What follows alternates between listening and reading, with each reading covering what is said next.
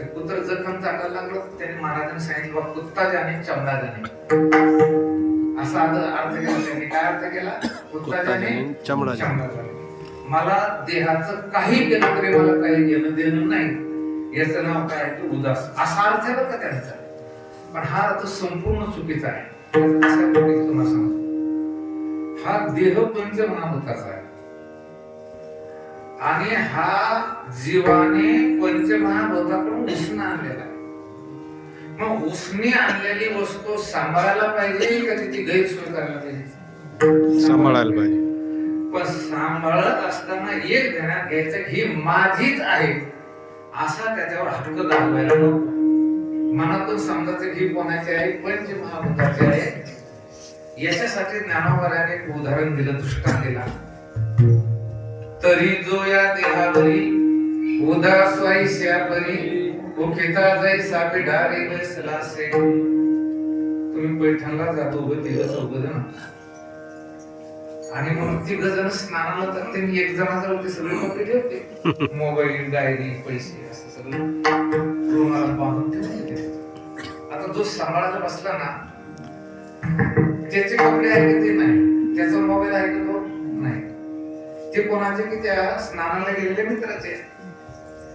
आणि कदाचित चोर आला आणि ते गठुड जर न्यायला लागला तर नेऊ द्यायला पाहिजे की नाही? आता याचा आहे का?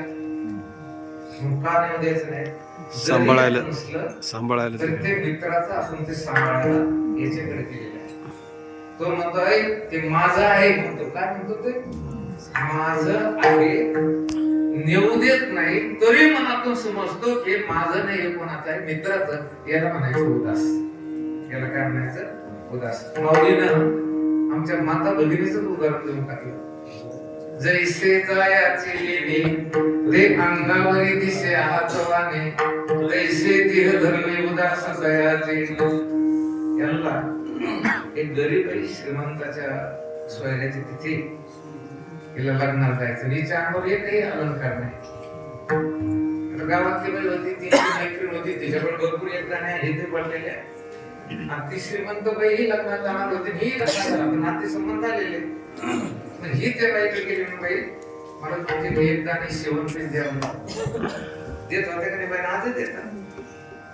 आता हिची एक गाणी आहे का ती? जायाचे जैसे लेणे, शेवण पिसीचा नाही, एक गाणी हिची नाही. ह्या दोघीमध्ये फरक होता थोडासा.